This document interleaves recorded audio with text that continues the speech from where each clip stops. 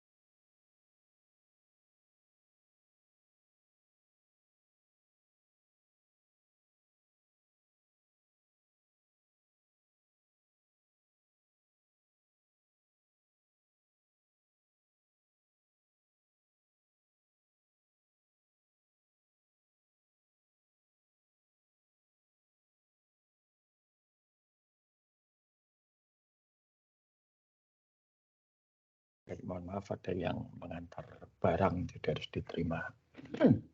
Ya, jadi tidak bisa laporan itu hanya sekedar kumpulan dari tugas-tugas yang sudah pernah Anda kumpulkan. Itu harus berupa laporan. Gitu ya. Saya melihat dari 2 kelas yang saya ampuh itu ada yang seperti itu. Jadi hanya dari tugas 1, 2, 3, 4 dan seterusnya itu dijadikan satu, dikumpul. Tidak seperti itu. Kalau Anda ingat, tiap tugas itu ada masukan dari saya. Gitu ya. Nah, saya juga melihat apakah itu sudah diperbaiki atau tidak. Itu yang pertama. Kedua, tentunya laporan itu ada kelengkapannya. Gitu ya. Tidak bisa tiba-tiba langsung alasan membeli gitu ya, daripada membuat. Nah, itu juga tidak baik. Gitu ya. Nah, yang perlu Anda ingat, nantinya jika Anda terlibat di dalam berbagai proyek apapun, gitu ya, laporan kemajuan itu harus mengasumsikan bahwa pembaca itu tidak tahu apa yang sedang terjadi. Itulah mengapa disebut sebagai laporan kemajuan. Anda tidak bisa mengasumsikan bahwa yang baca itu tahu, oh asal-muasalnya bagaimana, oh ini dulu kenapa kok alasannya. Semua itu harus dijelaskan. Itulah gunanya laporan. Anda harus mengasumsikan yang membaca tidak tahu apa yang terjadi. Untuk itulah maka Anda membuat laporan. Ya, nah, nilai tinggi akan saya berikan jika laporan itu tentunya ada satu halaman judulnya atau sampulnya. Ya, di situ ada nama laporan, identitas pembuat, kemudian ada kata pengantarnya, ada daftar isinya, dan ada kemudian latar belakang beserta laporan kemajuan. Ya, jadi tidak bisa langsung begitu saja alasan membeli, gitu ya, tidak bisa. Nah, satu hal yang kurang, ada beberapa kelompok ya, saya lupa berapa dari 2 kelas itu yang mendapat nilai baik, tapi tidak bisa sempurna 10 karena kurang satu hal. Ya. Tidak ada di antara 2 kelas itu yang membuat namanya executive summary. Setiap laporan yang ditujukan kepada istilahnya yang punya uang gitu ya, untuk minta uang, itu sebaiknya disertai dengan executive summary. Executive summary itu adalah ringkasan isi laporannya itu apa. Sehingga nanti bagi para pemangku kepentingan yang sibuk tapi pengen tahu ini laporan apa, cukup membaca executive summary tersebut. Kalau dibaca, oh ya ini. Nah, nanti kalau yang bersangkutan itu ingin tahu rinciannya tinggal membaca yang lain. Tapi kalau tidak, dia bisa dapat gambaran. Oh, ini laporannya. Gitu ya. Itu. Ya. Jadi ini mungkin bisa menjelaskan kepada Anda ya, mengapa ada yang dapat nilai bagus di tugas tapi tidak terlalu bagus di ujian, atau nilai di tugas tidak terlalu bagus tapi di ujiannya bagus, ya seperti itu. Karena saya juga melihat yang namanya progres ya, saya juga menilai progres, itu yang kemajuan. Jadi kalau memang menunjukkan adanya perbaikan, adanya hal-hal yang memang lebih baik daripada yang dulu, ya itu harus dihargai. Ya, itu yang sudah saya katakan dari awal sebetulnya. Kalau di awal-awal Anda masih belum terlalu bagus, ya nggak apa-apa. Itu wajar. Tapi dengan berjalannya waktu diharapkan Anda belajar dari apa yang sudah terjadi dan kemudian memperbaiki. Oke, jadi itu cara saya menilai. Apakah ada pertanyaan tentang ujian tengah semester? Nilainya sudah saya umumkan ya. Jadi kalau ada yang kok tidak sesuai, ya tolong saya diberitahu. Seperti kemarin ada yang kirim mail, loh nilai saya kok nggak ada Pak, gitu kan. Ternyata saya lupa mengisinya. Jadi anggota kelompok yang lain sudah saya isi, yang itu belum, gitu ya. Kesalahan seperti itu bisa terjadi. Ya, jadi nanti silahkan dicermati. Jika memang ada yang perlu diklarifikasi atau perlu untuk dikoreksi, ya nanti akan saya lihat. Ya, kalau memang salah ya akan saya koreksi. Semudah itu. Dan ini juga praktek yang baik ya untuk kalian di mata kuliah yang lain. Dicermati. Ya. Meskipun tahu kita dipakai sistem dan lain sebagainya, tapi ya sistem itu bisa salah. Gitu kan. Terutama dulu saya pernah mengalami. Ya. Jadi saya itu mengalami pergantian kurikulum. Ada satu mata kuliah di mana saya dapat nilai A, tadinya itu 3 SKS lalu jadi 2 SKS. Gitu ya. Dalam perubahan itu kok nilai saya hilang, nilai yang dapat 3 SKS itu ya, yang dapat nilai A, ya, saya protes dan diperbaiki. Gitu ya. Mungkin kalau D atau E malah seneng, gitu ya, tapi karena A ya harus diurus. Oke, tidak ada? Ya, bisa menerima semua ya. Ya, kalau mau protes juga boleh kok. Atau nanti lewat chat Microsoft Teams atau email ya silahkan. Oke, hari ini kita akan membahas mengenai pemodelan data. Ya, jadi kalau kita sudah bicara mengenai penggalian kebutuhan fungsional maupun juga non-fungsional, lalu bagaimana kebutuhan fungsional dan non-fungsional itu dimodelkan, ya, digambarkan. Hari kita bicarakan mengenai data. Sebagian di sini sudah pernah dibahas mungkin ya di SIA atau SIM itu mengenai model basis data.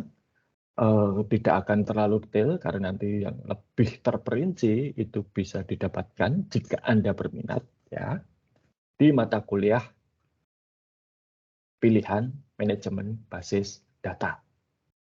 Ya.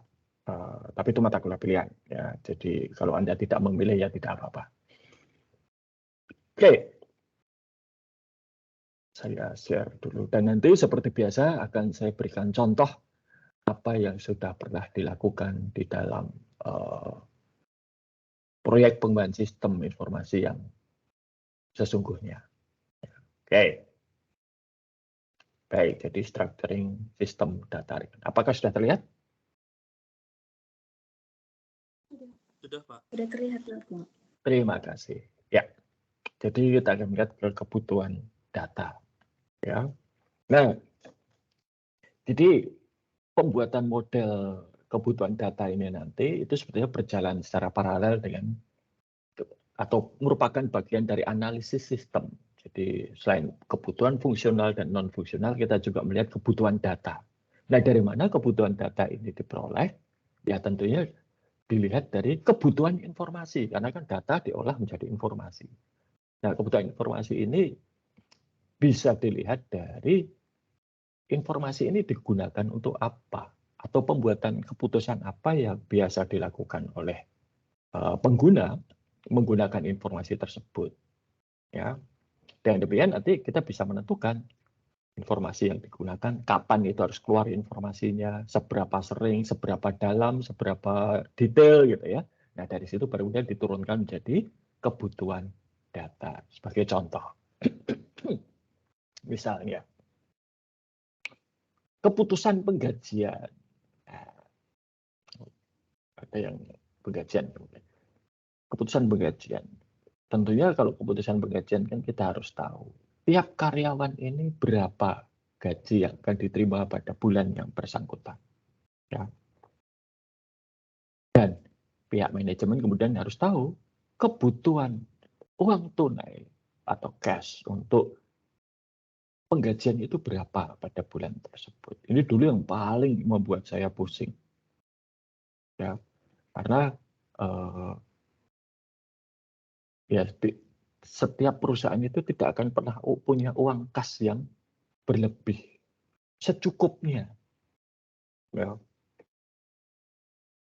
Kalau terlalu banyak uang kas menganggur, itu ya tidak baik. Nah, uang kas itu harus dipekerjakan. Gitu ya. Tapi tentunya dipekerjakan di sini berbeda artinya dengan yang kalau apa para apa istilahnya para apa itu yang mengkampanyekan financial freedom ya, bukan seperti itu. Perusahaan tidak butuh financial freedom ya. Perusahaan itu kalau ada aset menganggur ya harus dikaryakan. Maka kalau ada uang kas nganggur di bank ya itu sama saja seperti persediaan yang tidak terjual di gudang. Itu harus atau yang tidak dipakai produksi di gudang, maka itu harus dikaryakan. Entah itu dengan untuk membeli bahan baku, membeli mesin, atau hal-hal lain yang produktif.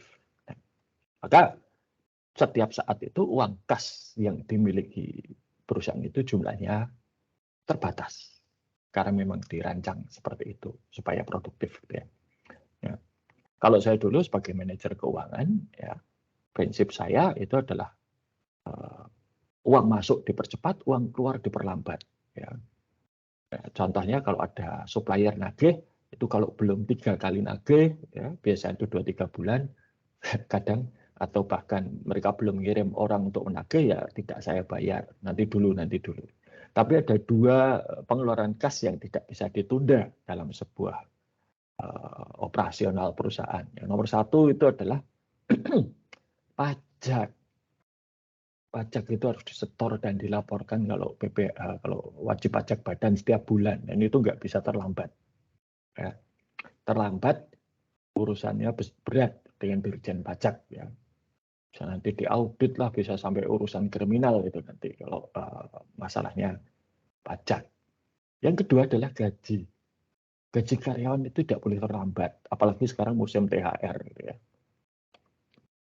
Kementerian Tenaga Kerja itu sudah memberikan aturan kapan gaji itu paling lambat harus dibayarkan, kapan THR itu paling lambat harus dibayarkan. Ya. Nah, kalau saya tidak salah pada waktu itu 10 tahun yang lalu itu aturannya sebelum tanggal 25 gaji itu sudah harus dibayarkan tiap bulan. Ya, itu harus dibayar. Kalau sampai terlambat dibayar, wah urusannya panjang. Karyawan bisa protes, bisa demo, bisa mogok, bisa membuat kerusuhan, gitu ya. Sampai nanti muncul terdengar oleh Disnaker, urusannya lebih panjang, nanti terdengar oleh ada LSM perburuan, tambah ruwet lagi urusannya. Ya. Bisa didemo banyak orang. Maka 2 itu tidak boleh terlambat. Ya, maka kebutuhan. Nah, dengan demikian, dengan melihat pola seperti itu, ya misalnya untuk penggajian, maka informasi mengenai jumlah gaji yang harus dibayar dan ketersediaan kas pada tanggal gajian maupun tanggal pembayaran pajak itu menjadi penting. Nah, dari mana informasi ini bisa diperoleh? Nah, ini ditelusur ke belakang. Gitu ya. Oke, itu. Jadi ini masih di situ ya, masih di sama. Nah, nanti hasil dari konseptual data modeling ini adalah mengenai data model. Ya, data modelnya seperti apa. Nah, kenapa disebut konseptual? Karena kita tidak memikirkan nanti itu implementasinya bagaimana. Apakah pakai software tertentu, apakah nanti harus butuh komputer tertentu misalnya, ya. Karena untuk database itu biasanya butuh komputer yang cukup kuat. Zaman tahun 2011, ya, rata-rata komputer itu RAM-nya 4 GB saja sudah bagus, sudah cepat. Ya. Database server yang saya miliki itu RAM-nya harus minimal 128 GB. Ya sekarang pun mungkin tidak umum 128 GB itu untuk komputer pribadi ya. Lalu server saya ada 3 untuk database itu. Karena memang itu satu aplikasi komputasi yang berat database. Ya. Nah kita tidak berpikir ke sana untuk konseptual. Nanti itu pada saat fisikal itu baru kita pikirkan. Nah, ini. Jadi untuk proses pengembangan model data ini sebetulnya juga tidak jauh berbeda dengan analisis dan perencanaan sistem. Bahkan sebetulnya ini adalah pekerjaannya itu paralel, gitu ya. Termasuk mulai dari perencanaan di tingkat atas itu juga sudah ada. Teknologi apa yang akan digunakan? Seperti di Atmajaya itu, KSI itu menggunakan teknologinya Microsoft untuk database server, yaitu Microsoft SQL Server. Nah, kemudian model datanya seperti apa, teknologinya seperti apa, dan seterusnya. Itu dirancang secara strategis dan itu menjadi standar untuk seluruh organisasi. Ya, dan nanti ada analisis desain dan seterusnya. Oke. Data model itu digambarkan dengan diagram yang namanya IR. entity relationship diagram. Entity relationship itu terdiri dari dua kata kan, entitas dan relasi. Jadi nah, entitas itu digambarkan dengan kotak, relasi itu digambarkan dengan garis yang menghubungkan kotak-kotak tadi. Ya. Ini, nah seperti inilah gambarnya. Ada beberapa varian, nanti akan saya tunjukkan variannya. Ya. Tapi ini adalah model IR atau diagram IR yang asli. Asli itu dalam artian yang menciptakan diagram IR itu adalah seorang ilmuwan namanya Peter Chan. Ya. Ini di tahun 70-an. Dan Chan itu dulu membuat modelnya seperti ini. Ini yang disebut sebagai crow's feet atau cakar gagak. Jadi kalau Anda lihat ini, ya, ini kan seperti cakar. Ini seperti cakar. Ya. Ya, saya mungkin cakar ayam, ya, tapi kalau cakar ayam nanti dikira sistem pondasi bangunan. Oke. Jadi ini ada entitas dan ada relasi antar entitas. Maka disebut entity relationship diagram. Ya, nanti kita bahas secara lebih detail. Nah, sama seperti pemodelan atau juga analisis kebutuhan, ya ini bisa top down maupun bisa bottom up. Nah, lalu apa yang bisa membantu kita atau panduan seperti apa yang bisa membantu kita untuk menemukan kebutuhan data ini? Pertama tentunya adalah subjek atau objek usahanya apa saja. Ya.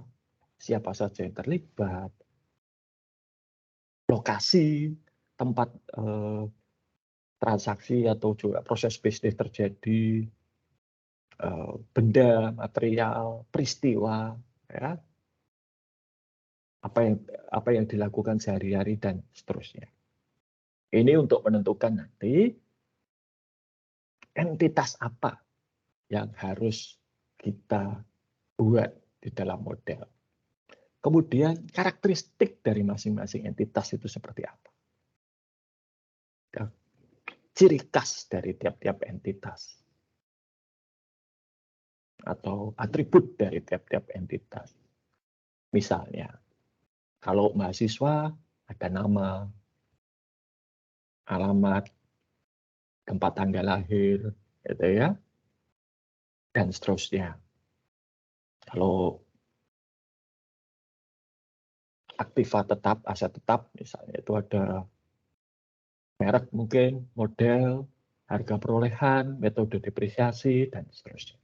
Ya. Itu tadi. Lalu bagaimana data ini akan digunakan? Siapa yang boleh menggunakan? Misalnya seperti catatan akademis Anda. Itu hanya Anda yang bisa melihat.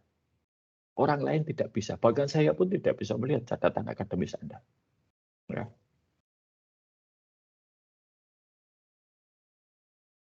Teman Anda tidak bisa melihat. Orang tua mungkin bisa, tapi saya tidak. Gitu ya. Nah, ini juga nanti untuk membatasi akses. Gitu ya. Dan untuk pengendalian terhadap data-data yang sifatnya sensitif. Lalu, berapa lama data ini akan digunakan? Ya. Sebagai contoh, data Anda itu akan digunakan terus, data nilai dan sebagainya akan digunakan selama Anda aktif menjadi mahasiswa. Kalau nanti sudah lulus, tidak akan digunakan. Tapi tentunya tidak akan dihilangkan, ya. Tapi nanti akan dipindahkan dari penyimpanan data aktif ke penyimpanan data yang sudah tidak aktif. Ya. Jadi ini ada masa berlakunya data tersebut. Apalagi sekarang kalau kita melihat aturan dari perkuliahan adalah kalau 7 tahun belum lulus, ya selamat tinggal, gitu ya, maka waktu ini menjadi penting. Oke.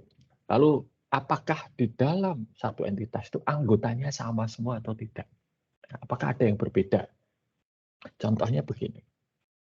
Sekarang kita sudah punya mahasiswa program S1 dan S2. Nah, apakah karakteristik, kan sama-sama mahasiswa ya, tapi apakah karakteristik mahasiswa S1 dan S2 itu sama? Tentunya punya NPM ya, punya nama, punya tempat tanggal lahir, punya alamat. Tapi apakah ada karakteristik lain yang berbeda? Ini. Nanti belum kalau kita punya program S3, ada mahasiswa S3, gitu. Ya, apakah sama itu karakteristiknya? Sebagai contoh ya, dulu ketika saya S3 itu ada perbedaan fasilitas yang diterima oleh mahasiswa S1, S2, dan S3. Kalau S1 itu misalnya ya boleh pinjam buku di perpustakaan maksimal 10, waktunya maksimal 4 minggu. Mahasiswa S2 boleh pinjam buku itu sampai 30, maksimal 6 minggu. Kalau mahasiswa S3 boleh pinjam buku itu sampai 60 atau 70 dan maksimal bisa setahun. Gitu ya. Lalu fasilitas komputasi. Mahasiswa S3 itu bisa masuk ke lab komputer mana saja. Bisa ngeprint tanpa batas. Kalau mahasiswa S1 dan S2, ya, S1, S2 itu hanya boleh ngeprint 1 semester 100 lembar. Nah, seperti itu. Ya. Jadi, meskipun sama-sama mahasiswa, ada perbedaan karakteristiknya. Nah, ini nanti harus digali lebih lanjut. Dan ini nanti juga implikasinya akan banyak. Ya. Contoh yang lain, nasabah. Nasabah itu akan ada nasabah biasa dan nasabah prioritas. Gitu ya. Sama-sama nasabah, tapi nanti perlakuannya akan berbeda. Saya punya teman yang kebetulan cukup kaya gitu ya. Kalau saya datang ke bank akan transaksi itu saya harus antri ya, dengan nasabah yang lain. Kalau teman saya itu datang ke satu cabang, itu wajib pimpinan cabangnya menemui. Karena dia nasabah prioritas. Gitu ya. Prioritas saja yang kelas premium, gitu ya, yang paling tinggi. Tuh. Nah, lalu apakah ada peristiwa yang mempengaruhi berbagai objek yang berbeda, dan apakah peristiwa ini selalu di-handle atau ditangani dengan cara yang sama atau ada ya cara-cara khusus gitu ya. Oke. Nah, sekarang kita akan lihat ke ER modeling. Entity relationship modeling. Entitas itu apa? Entitas itu adalah orang, tempat, objek, peristiwa yang datanya akan direkam atau disimpan dan tentunya akan digunakan. Nah, kalau kemudian ada kumpulan entitas yang memiliki karakteristik yang sama, itu disebut sebagai entity type atau tipe entitas. Nah, nanti anggota dari entity type ini disebut sebagai entity instance. Ya. Oke. Nah, entitas itu digambarkan dengan kotak. Kalau kotak dengan garis satu seperti ini yang entitas yang kuat, bisa berdiri sendiri. Entitas yang digambarkan dengan 2 garis seperti ini, itu disebut entitas yang lemah. Dia hanya bisa muncul atau ada tergantung pada yang kuat. Contohnya apa entitas yang lemah itu? Tanggungan. Di sistemnya Atmajaya itu, anak dan istri saya tercatat sebagai tanggungan saya. Apa konsekuensinya tanggungan saya? Mereka dapat tunjangan. Istri saya dapat tunjangan, anak saya dapat tunjangan. Lalu dapat uang beras. Lalu mereka dapat juga asuransi kesehatan dan biaya penggantian rawat jalan. Nah, kalau nanti saya sudah tidak menjadi karyawan Atmajaya, pada satu saat nanti pensiun misalnya, maka anak dan istri saya tidak lagi menjadi atau berada di dalam sistemnya Atmajaya. Itu. Tapi dulu ketika saya belum menikah, ya, saya masuk jadi dosen sudah langsung saya menjadi anggota entitas yang strong tadi, ya. Tuh. Tanpa anak istri saya bisa berdiri sendiri di sistemnya Atmajaya. Tapi anak dan istri saya itu tergantung pada keberadaan saya di dalam sistem. Maka disebut sebagai lalu ada asosiatif, nanti saya jelaskan terpisah. Nah, entitas itu juga bisa digambarkan dengan cara seperti ini. Ini yang umum dipakai itu sekarang seperti ini. Jadi ada ini entitasnya, ada nama entitas, kemudian ada atributnya. Kalau yang seperti ini kan sulit untuk menggambarkan atribut ya, karena tidak ada tempat Kalau seperti ini bisa. Kemudian entitas itu bisa punya hubungan dengan entitas yang lain. Entitas yang lain itu bisa dirinya sendiri, yang disebut unary. Ini contohnya apa? Bu Anas dan Pak Budi Suprapto. Bu Anas dan Pak Budi Suprapto itu dosen. Ya, tapi pada saat ini mereka sedang mendapat giliran untuk menjadi ketua departemen dan dekan Fakultas Bisnis dan Ekonomi. Sehingga mereka menjadi atasan saya. Nanti pada suatu saat ketika masa jabatan beliau berdua itu sudah habis dan tidak diperpanjang lagi, maka beliau berdua menjadi dosen biasa. Yang ada orang lain yang mengganti anak orang lain itu yang menjadi atasan. Ya, maka ini hubungan dengan dirinya sendiri itu seperti itu. Bisa juga hubungannya dengan entitas yang lain. Misalnya dosen pembimbing dengan mahasiswa bimbingannya. Mahasiswa dengan kelas kuliah. Ya. Dosen dengan kelas yang diajar. Nah, ini hubungannya disebut sebagai binary karena melibatkan dua entitas. Dan ada yang ternary, melibatkan tiga entitas. Ini agak jarang. Meskipun juga ada. Oke. Lalu hubungan atau relasi itu ada batas minimum maksimumnya. Ini yang disebut sebagai kardinalitas. Ya. Jadi yang di sebelah kiri ini adalah angka minimumnya, di sebelah kanan ini adalah angka maksimumnya. Nah, ini minimum, ini maksimum. Ini minimum, ini maksimum. Kalau satu itu benar-benar satu. Ya. One, minimal satu, maksimal satu. Kalau seperti ini, minimal satu, maksimal banyak. Contohnya apa yang satu-satu ini? Setiap mahasiswa wajib punya dosen pembimbing. Kenapa disebut wajib? Karena minimal satu. Maksimal berapa? Ya satu. Anda nggak bisa punya dosen pembimbing akademik kok 5 itu bisa. Anda hanya punya satu dosen pembimbing. Lalu ada yang wajib, tapi maksimalnya banyak. Ya, minimal satu, maksimal banyak. Ini apa? Anda dengan kelas perkuliahan. Tiap mahasiswa aktif itu wajib mengambil kelas perkuliahan. Minimal satu, maksimal ya banyak. Bisa 3, bisa mungkin 5, atau bahkan ada yang 8, 9 misalnya. Kita tidak mengukur dengan kelas, tapi kita mengukurnya kan dengan SKS. Tapi minimal satu. Contohnya yang satu siapa? Kakak-kakak angkatan Anda yang sedang skripsi. Mereka tuh hanya ambil satu, yaitu skripsi. Ya. Lalu bisa juga kardinalitas itu opsional, maka disebut di sini tandanya 0. Ya, minimal 0. Maksimal berapa? Ada yang maksimal 1, ada yang maksimal banyak. Ya. Ini opsional, tapi kalau pengen ya 1. Ya. Enggak, saya berpikir dulu.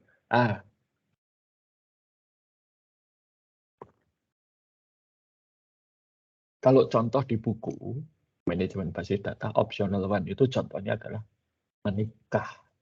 Kalau menikah itu opsional, tapi itu, boleh menikah boleh tidak. Tapi kalau menikah maksimal hanya dengan satu pasangan. Tapi itu nggak berlaku di Indonesia ya. Indonesia itu ada yang boleh menikah dengan lebih dari satu pasangan. Jadi tidak tepat apa ya opsional satu itu.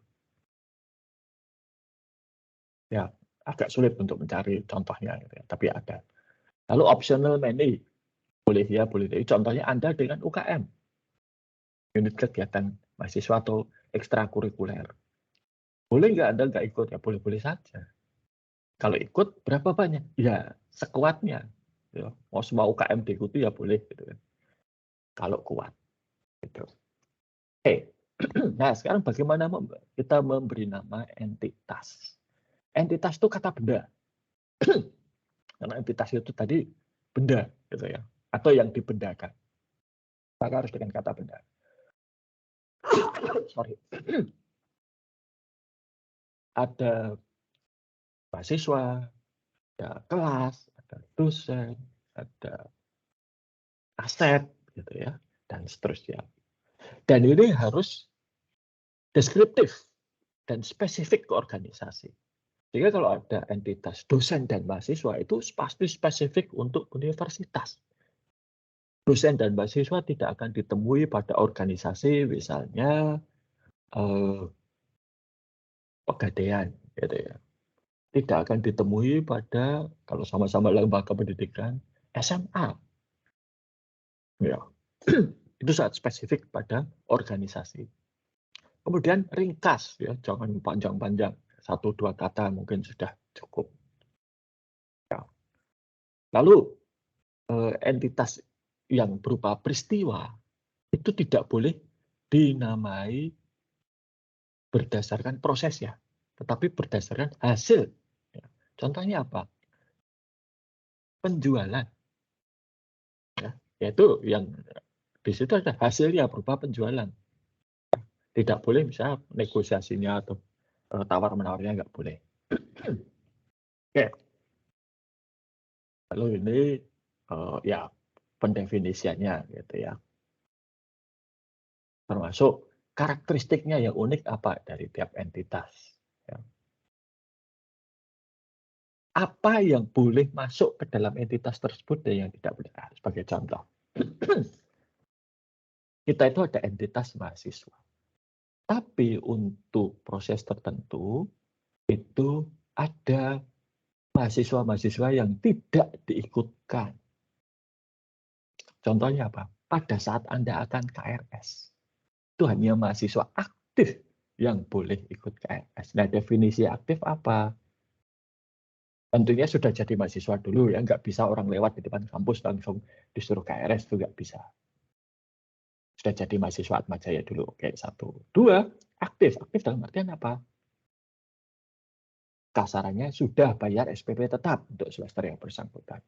Bagi yang belum bayar SPP tetap, dianggap sebagai mahasiswa tidak aktif. Nah, mahasiswa yang cuti itu juga tidak bisa disebut sebagai mahasiswa aktif. Ya. Jadi, ya, ada. Lalu kapan entitas itu akan dihapus atau kapan itu akan dibuat? Ini juga ada syaratnya. Seperti saya katakan tadi, tidak bisa orang lewat di depan kampus lalu dianggap mahasiswa. Anda jadi mahasiswa itu kan ada prosesnya. Ikut seleksi masuk, gitu ya. Kemudian setelah Anda lolos seleksi harus membayar, harus ngurus berkas-berkas dan lain sebagainya. Kalau itu sudah beres, baru Anda bisa disebut sebagai mahasiswa. Gitu ya. Dan itu pun nanti dalam berjalannya waktu juga ada batasannya, yaitu kapan 7 tahun, atau kalau Anda sudah lulus, atau kalau Anda mengundurkan diri. Gitu ya. Ini, oke. Lalu ada atribut. Nah, atribut ini adalah karakteristik dari tiap-tiap anggota entitas. Tidak semua karakteristik itu harus dicatat. Ya. Kalau mahasiswa itu nama, alamat, tempat tanggal lahir, jenis kelamin, itu dicatat. Tapi kalau hobi dicatat nggak ya? Makanan kegemaran, itu mungkin tidak dicatat. Acara TV favorit tidak dicatat, gitu ya. Kekayaannya berapa tidak dicatat, ya, karena itu bukan hal-hal yang dianggap penting oleh Atmajaya, sehingga tidak perlu dicatat. Oke, nah atribut itu juga harus unik, ya, dan butuh berupa kata benda. Ya. Lalu ada standarnya, ya. Oke. Termasuk atribut itu apa yang boleh dan tidak boleh, apa yang wajib ada dan opsional, gitu ya. Dan lalu sumbernya dari mana? Nah, contohnya begini. Kalau data mahasiswa, ada nama, alamat, tempat tanggal lahir, itu sumbernya dari mana yang paling bagus? Pak, saya tanya sekarang. Mas Bernardus Yinaldi Sakti Hermawan, mana ini Mas Bernardus? Oke, Mas Bernardus. Kalau mahasiswa itu nama, tempat tanggal lahir, itu sumbernya dari mana, Mas? Yang paling valid? Dari kartu identitas bukan, Pak? Ya, kartu identitas itu apa? Apakah kartu anggota eh, persewaan film gitu atau apa? Kartu tanda penduduk, Pak. Oke, KTP. Baik. Kalau nggak punya KTP, Kartu keluarga, Pak. bagus sekali. Oke, jadi sudah tahu ya idenya seperti itu. Kartu keluarga atau bisa juga akte kelahiran. Ya, tapi kartu keluarga juga boleh. Karena tidak semua mahasiswa baru yang masuk Atmajaya itu sudah punya KTP. Saya pernah ketemu mahasiswa itu yang di SD, SMP, SMA itu melalui kelas akselerasi. Sehingga ketika dia kuliah itu usianya belum 17. Ya, ada. Dan anaknya cerdas. Sayangnya satu, tidak tahan tekanan. Jadi begitu mengalami kesulitan sedikit langsung nangis gitu ya. Maka saya tidak pernah setuju yang namanya kelas akselerasi itu dewasa sebelum waktunya. Oke, baik, terima kasih Mas Beladus, bagus sekali ya. Nah, lalu untuk tiap-tiap entitas itu harus ada minimal satu atribut yang unik yang membedakan satu anggota entitas dengan anggota entitas yang lain. Oke, coba saya tanya sekarang. Mbak Melinda Rosari tadi, mana? Ya, Mbak Melinda, kalau atribut unik mahasiswa itu apa Mbak Melinda? Yang antara satu mahasiswa dan mahasiswa lain tidak sama. Yang benar-benar spesifik antar mahasiswa tidak sama ya Pak? Iya, iya. Tanggal lahir mungkin Pak? Tanggal lahir banyak loh ya. 1 tahun itu hanya 306. Ini coba bayangkan begini. Anda itu kan satu angkatan kira-kira ya usianya tahun lahirnya sama ya. Itu satu angkatan 700 orang. Masa ya lahirnya beda-beda. Satu tahun kan hanya ada 365 ya. Sedangkan yang masuk Atmajaya ya, ke fakultas kita itu 1 tahun 700 orang. Masa lahirnya beda kan enggak. Yang benar-benar unik, Mbak. Kalau udah jadi mahasiswa mungkin NPM Pak termasuk. Betul sekali, NPM. Ya. Kenapa? Ya. Apakah atribut bawaan mahasiswa itu tidak ada yang unik? Ya, terima kasih Mbak Melinda. Ya. Coba saya tanya yang Mas Yonatan Wijaya. Nah ini. Mas Yonatan, baik. Sebelum jadi mahasiswa, apakah tidak ada atribut Anda yang unik, yang orang lain tidak ada yang sama? Ada enggak? NIM mungkin. N? Apa? NIM. Apa itu? Nomor induk mahasiswa. Loh, sebelum jadi mahasiswa kok. Pada waktu Anda lulus SMA lalu daftar Atmajaya itu. Apakah ada atribut yang unik yang orang lain tidak punya? Hanya Anda yang punya.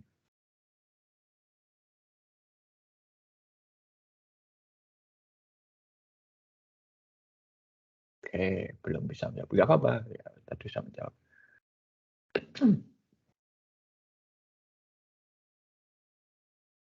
Mbak Samantha Madeline, mana ini? Iya, Pak. Oke, apa Mbak? Ada tahu nggak atribut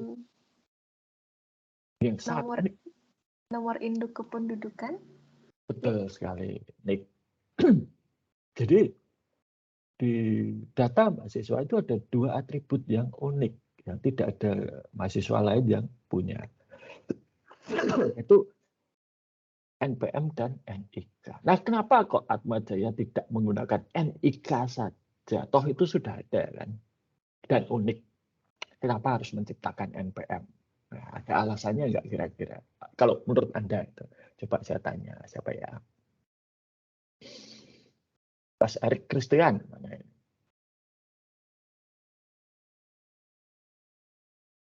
Mas Erik.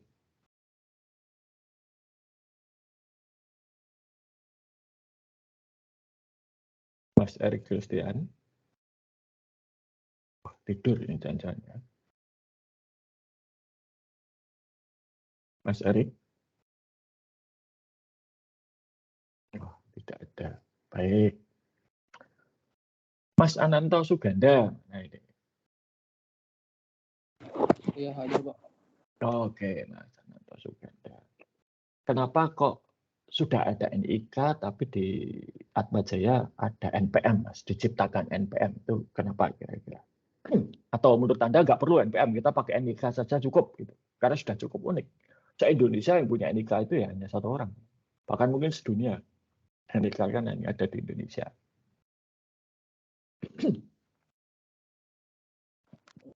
Mungkin NPM itu untuk mempermudah dosen-dosen gitu, Pak. Maksudnya Ya. gimana mempermudah dosen-dosen itu? Kan kalau NPM itu dia ada angkatan, terus ada nomor jurusannya gitu, Pak. Baik, betul sekali. Terima kasih, Mas Ananto. Jadi memang NPM itu ada spesifik format yang khusus untuk kepentingan proses perkuliahan dan administrasi di universitas kita, yaitu apa? Angkatan dan prodi. Ya. Karena kita memutuskan tiap prodi itu unik. Ada universitas lain yang saya tahu dengan mata kepala saya sendiri melihat di mana nomor mahasiswa itu tidak berubah selama dia jadi mahasiswa di situ. Saya tuh punya satu orang teman yang dia dari S1, S2, S3 itu pada universitas yang sama. Dan dia dari S1, S2, S3 itu nomor mahasiswanya sama. Tidak berubah.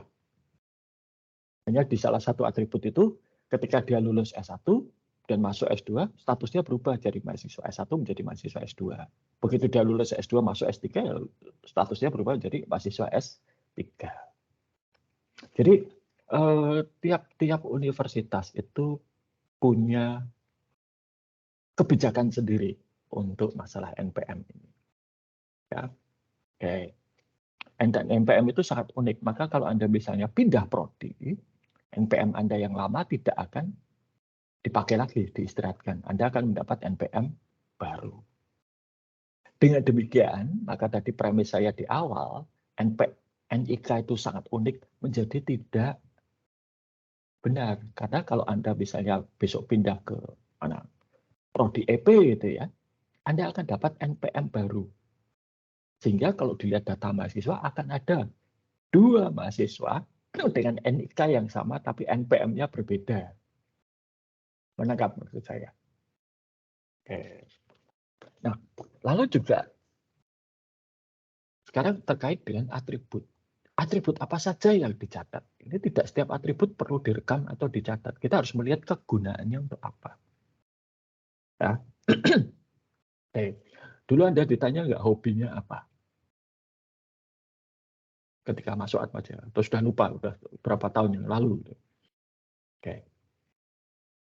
Nah, sekarang saya tak tanya yang lain. Mbak Jenita Fiona Deviani, ada nggak ini? Hadir, Pak. Oke, terima kasih Mbak Jen. Punya rekening bank ya? Iya, punya, Pak. Nggak usah disebut banknya, nggak usah disebut saldonya gitu ya. Nanti membuat iri. Oke. Ketika Anda, sudah berapa lama Anda punya rekening itu? Sudah sekitar 3 tahun, Pak. Oke. Dulu ketika membuka rekening di bank tersebut, di formulir itu ditanya agama atau tidak? Tidak, Pak. Tidak yakin? Sudah agak lupa sih, Pak. Jelasnya ada ditanya atau tidak. Ditanya. Ya. Atau setidaknya bank itu mencatat data agama. Ya. Oke. Saya tanya orang lain. Nah, kira-kira kenapa kok bank itu perlu bertanya mengenai agama? Apakah apa? Mungkin coba Mas Federico Samuel Sidarta, Mas. Ya, kenapa kok bank itu tanya agama, Mas Samuel, Mas Federico Samuel? Kira-kira untuk apa? Mungkin karena kan bank itu kan juga ada yang beberapa tuh juga punya kayak program yang syariah dan sebagainya. Jadi supaya tahu Hmm. apakah nasabah ini memang sesuai bisa diajak untuk ikut ke situ atau tidak. Jadi biar seperti itu. Oke.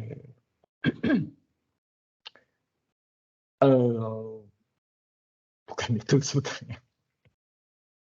Kalau syariah dan lain sebagainya itu tidak itu kan untuk marketing ya mungkin seperti itu, tapi bukan itu sebetulnya, ada yang lain. Oke. Coba saya tanya yang lain mungkin Mbak Clarista Ervanda. Hadir, Pak. Oke, Mbak Clarista, kira-kira kenapa kalau di bank itu kok ditanya agama?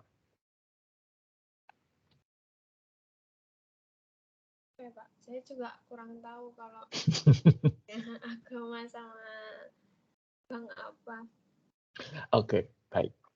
Nah, dulu saya juga berpikir ini bukan sesuatu yang penting, ngapain sih ditanya-tanya gitu ya. Apakah kalau misalnya yang Kristiani hari Minggu uangnya dibawa ke gereja itu atau gimana gitu, atau tadi ada hubungannya dengan syariah dan lain sebagainya. Tidak seperti itu sebetulnya. Ini baru saya ketahui ketika ibu saya meninggal. Jadi ya di Indonesia itu kan ada hukum negara, gitu ya. Tapi juga ada hukum sesuai dengan agama yang dianut masing-masing. Dan ini juga diakui oleh pemerintah. Ya. Nah, maka tergantung dari situasinya bagaimana. Nah, bank itu bertanya agama itu karena nanti untuk urusan ahli waris. Jadi jika si nasabah ini meninggal, urusan ahli warisnya bagaimana? Oke. Ketika ibu saya meninggal, dan kemudian ibu saya itu meninggal tahun 2015. Ayah saya meninggal tahun 2003. Ya, jadi saya sudah yatim piatu sekarang. Saya dan 2 orang adik saya udah ngurus itu. Di salah satu bank yang besar, itu kami diminta untuk membuat surat penetapan ahli waris dari pengadilan negeri. Saya kaget, untuk apa? Karena di bank yang lain, yang tidak terlalu besar, ya, ibu saya itu hanya punya 2 rekening. Ya. Itu hanya diminta surat kematian, fotokopi bahkan, ya, yang sudah dilegalisir dari RT RW kelurahan kecamatan, gitu ya. Tapi di sini ditanya, nah, saya agak bingung gitu ya, kenapa gitu? Ternyata asal muasalnya adalah karena ibu saya tidak pernah mengisi di dalam formulir ahli warisnya siapa. Itu pertama. Kedua,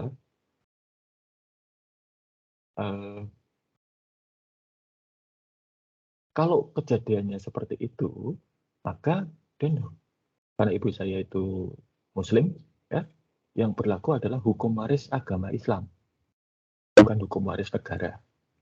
Kecuali kalau ibu saya buat surat wasiat. Ya. Nah, kalau saya tidak salah tangkap, gitu ya, saya bukan ahli hukum agama, gitu ya. Di dalam hukum waris Islam itu, kalau seorang wanita itu meninggal, hartanya itu tidak diturunkan kepada anak-anaknya, tetapi kepada orang tuanya. Jadi kakek nenek saya. Nah, itu kakek nenek saya. Itu kemudian urusannya saya harus membawa surat kematian dari kakek dan nenek saya. Lah, kakek dan nenek saya itu meninggal ketika saya masih SD. Bayangkan coba. Ya. Tapi ya untungnya bisa diurus gitu ya. Dari situ kemudian saya belajar, oh ternyata itu penyebabnya. Ya. Nah, itu dari kakek dari pihak bapak saya. Jadi dari pihak ayahnya ayah saya gitu ya. Itu juga Muslim. Tapi beliau sedikit lebih modern. Ketika beliau meninggal, beliau itu membuat sebelum beliau meninggal, ketika beliau meninggal, kalau meninggal membuat surat wasiat itu kan malah ngeri ya. Ini sebelum beliau meninggal itu beliau membuat surat wasiat. Beliau itu dokter soalnya dan cukup modern cara berpikirnya. Kenapa beliau membuat wasiat? Karena kalau ini adat Jawa ya, saya nggak tahu apakah ini hukum agama, tapi adat Jawa. Beliau itu punya 5 orang anak, 3 perempuan dan 2 laki-laki, yang salah satunya adalah bapak saya. Kebiasaan di adat Jawa setidaknya, warisan dari orang tua itu diturunkan dengan istilah namanya sepikul segendong. Jadi kalau anak laki-laki itu dapat 1 pikul. 1 pikul itu artinya ada 2 bagian. Kan seperti orang pikul, 2 keranjang gitu ya. Sedangkan kalau wanita itu segendong, hanya 1 keranjang. Maka laki-laki dapat 2 bagian, wanita dapat 1 bagian. Nah, kakek saya tidak ingin itu terjadi. Maka beliau membuat surat wasiat. Di dalam surat wasiat itu ditulis bahwa harta dari orang kakek dan nenek saya itu ketika nanti beliau berdua tidak ada, itu dibagi rata pada anak-anaknya. Nah, kalau seperti itu surat wasiat yang menang, gitu ya. Karena sudah spesifik. Kakek saya almarhum itu dulu dokter paru-paru di PKU Muhammadiyah yang sekarang ada di di belakang Istana Negara itu ya, di Gedung Agung. Beliau dulu prakteknya punya tempat praktek itu yang sekarang jadi Malioboro Mall itu. Ya. Sedangkan rumah saya dulu ketika kecil itu ada di yang sekarang McDonald Sultan Agung. Nah, itu dulu rumah saya itu. Rumah kontrakan karena itu rumah dinas. Oke, jadi seperti itu. Ya. Nah, ada juga kasus yang lain ya. Ini sedikit menyimpang tapi teman saya itu ayahnya meninggal. Lalu di salah satu rekening itu ada uang milik perusahaan. Ya perusahaannya itu kongsian antara ayah teman saya itu dengan beberapa orang rekannya gitu ya. Di dalam rekening itu ada 20 juta. Nah, teman saya karena dia anak yang baik diurus. Gitu. Tapi bank itu salah satu bank BUMN tempat rekening itu berada itu minta surat penetapan pengadilan negeri. Dia bingung gitu ya, kenapa gitu. Hukum agama tidak ada karena ini saya nggak tahu, tapi seingat saya tidak ada kaitannya dengan agama gitu ya.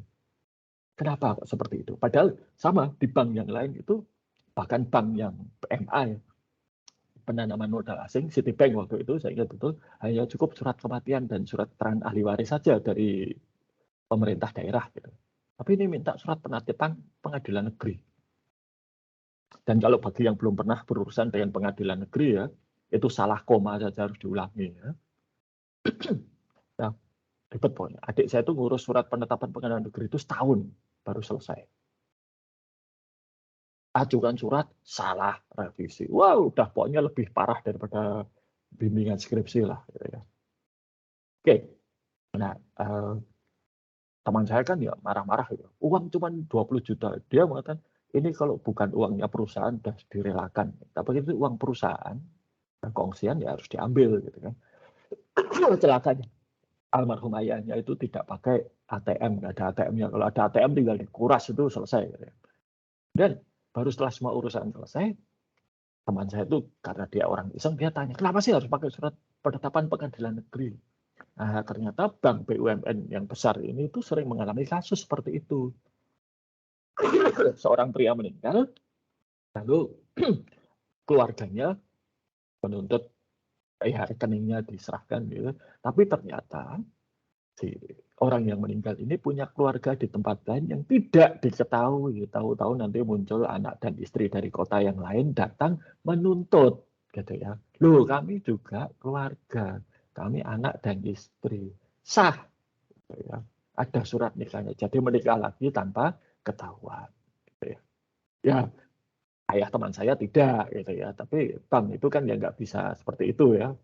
Maka mereka butuh surat penetapan pengadilan negeri itu untuk apa? Ya istilahnya cuci tangan lah. Kalau ada apa-apa, lah ini surat dari pengadilan negeri kayak gini kok gitu ya.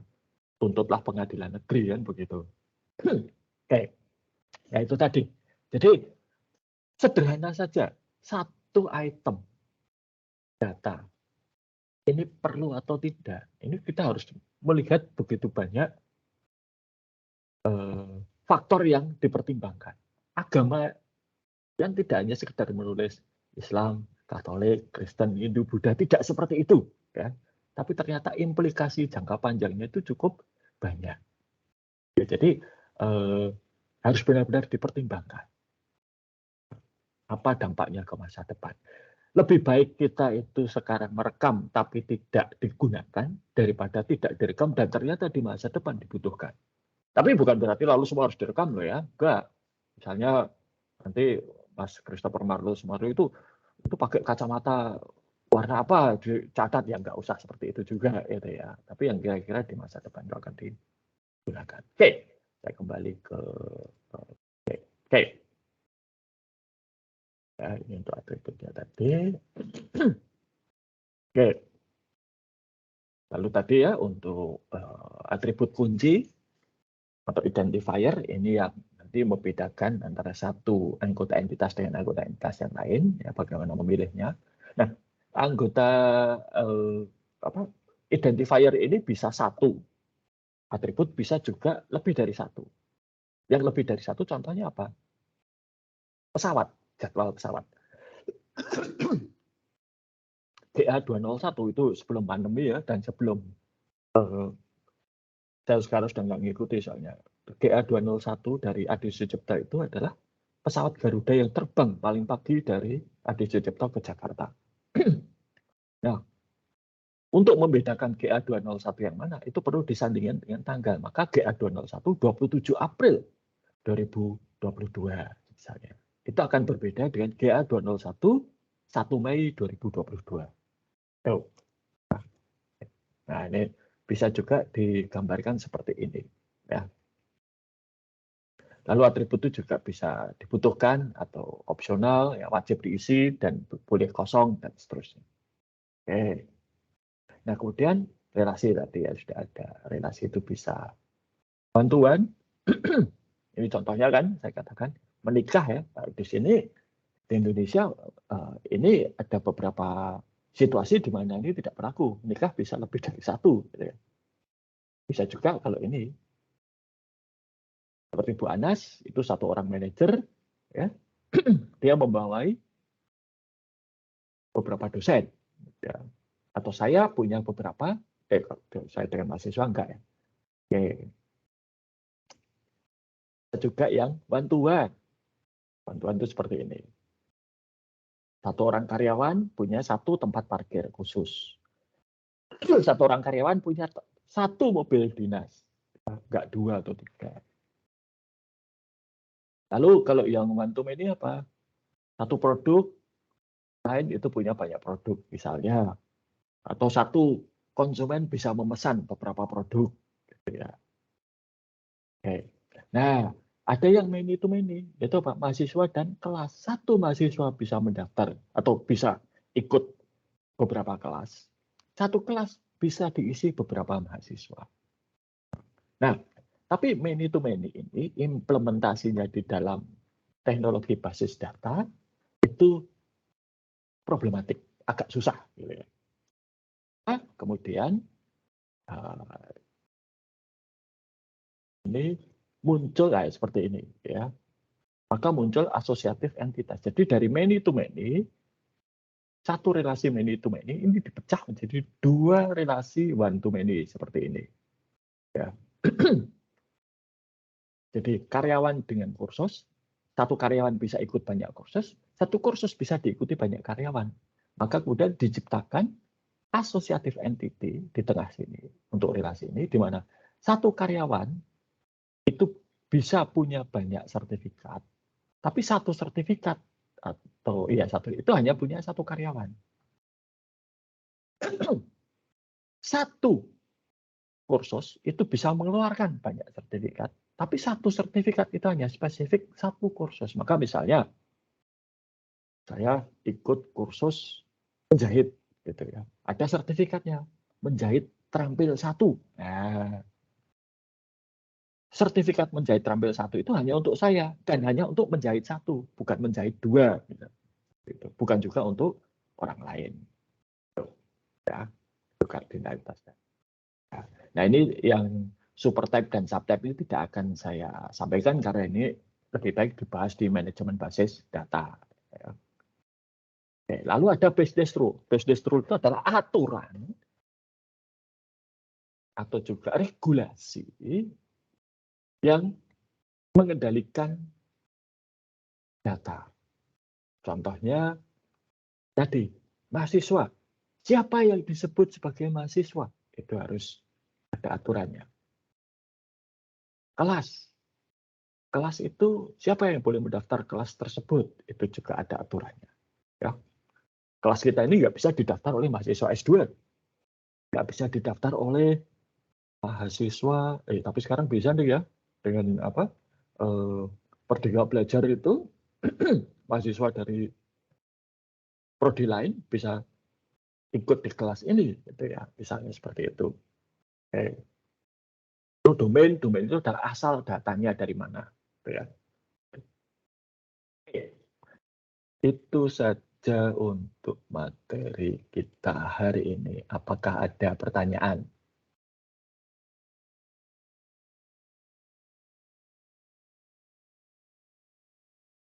Sepertinya tidak. Oke, nah berhubung mulai besok Jumat kita sudah libur untuk waktu yang lumayan lama, gitu ya. Maka saya putuskan untuk kelas ini hari ini tidak usah ada tugas dulu, supaya minimal Anda dari kelas ini tidak dibebani tugas sehingga bisa menikmati liburan dengan baik. Gitu ya. Jadi mahasiswa itu tidak hanya kuliah, gitu ya, tapi juga libur itu penting. Ya. Maka kalau ada mahasiswa bimbingan akademik saya datang dengan rencana KRS, dia sudah merencanakan sesuai dengan alur, lalu masih kurang. Dia tanya pada, Pak ini saya ambil apa lagi ya? Jawaban saya, Mbok sudah nggak usah ambil lebih, gitu ya. Ikuti saja alur, gitu ya. Kenapa? Apalagi kalau mahasiswanya itu pinter dan lulus gitu ya. Karena satu, Anda itu nggak mungkin lulus lebih cepat dari 3,5 tahun. Kenapa? Itu aturan dari pemerintah. S1 itu lulusnya minimal 3,5 tahun. Kalau Anda lulus dalam kurang dari 3,5 tahun misalnya, nah nanti bermasalah, ijazahnya tidak akan diakui Dikti. Itu pernah dulu diprotes gitu ya, karena pada waktu itu kita dapat teguran, Atmaja itu dapat teguran dari Dikti. Karena apa? Ada mahasiswa Fakultas Hukum 2 tahun 8 bulan lulus. Wah itu ditegur oleh Dikti, nggak boleh. Loh kok bisa? Gitu. Nah nanti nggak bisa cepat lulus Pak. Lalu jawaban Dirjen Dikti ya enak. Nah kalau mau lulus kurang dari 3 tahun, ambil D3, jangan S1. Kalau D3 bisa itu lulus kurang dari 3 tahun. Nah, jadi kalau Anda itu lulus, itu satu. Dua, mahasiswa itu lebih dari sekedar kuliah. Saya dulu, zaman saya kuliah, itu ada kemungkinan untuk lulus lebih cepat dari 3 tahun itu ada. Karena apa? Ada semester pendek. Jadi jeda antara semester genap dengan semester gasal tahun berikutnya itu ada jeda, bisa ikut kuliah semester pendek. Semester pendek itu sambil 3 mata kuliah. Jadi bisa. Nah, seumur hidup, saya itu hanya 1 kali ambil semester pendek. Itu gara-gara matematika 2 saya dapat nilai E. Lalu saya ulang, tinggal lulus, gitu aja lah. Ya. Nggak usah disebut nilainya. Itu pun, dan skripsi saya agak males. Gitu. Itu pun saya lulus 4 tahun 3 bulan. Masih jauh di bawah rata-rata akuntansi yang 5 tahun. Gitu ya. Ya, oke lah kalau 4 tahun 3 bulan itu ini masih oke gitu ya. Jadi bagi Anda itu ya. Nah, selain tentunya kegiatan ekstrakurikuler tadi ya ada liburan itu ya dinikmati gitu ya. Supaya Anda nggak stres gitu ya. Oke. Saya kira cukup sekian. Selamat liburan. Hati-hati kalau liburan ya, baik kondisi kesehatan maupun kalau dalam perjalanan karena ya ini nanti estimasinya perjalanan darat udara maupun laut itu akan penuh sesak gitu ya, karena sudah 2 tahun tidak ada mudik secara resmi gitu ya. Jadi hati-hati di sana, ya. Oke, itu saja dulu. Selamat pagi dan sampai jumpa pada pertemuan berikutnya. Selamat pagi Pak, terima kasih.